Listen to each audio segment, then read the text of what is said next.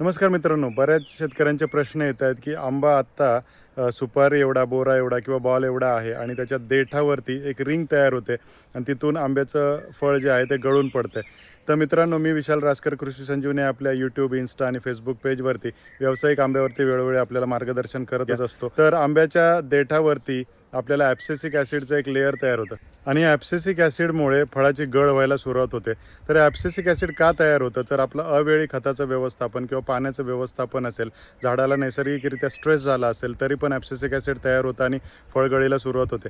तर हे आपल्याला घटवायचं आहे कसं? तर मी सुरुवातीपासून आपल्याला सांगत आलो आहे की फवारणीद्वारे आपल्याला नॅफ्थॅलिक ॲसिटिक ॲसिड म्हणजेच ऑक्झिन झाडाला द्यायचं आहे. तर हे नॅफ्थॅलिक ॲसिटिक ॲसिड हे प्लॅनोफिक्स नावाने मार्केटमध्ये असतं. तर आपल्याला आत्ता कोणती फवारणी घ्यायची आहे जेणेकरून आपल्याला ॲब्सेसिक ॲसिडचं प्रमाण घटवलं जाईल आणि आपली फळगळ थांबवली जाईल, हे मी तुम्हाला सांगतो.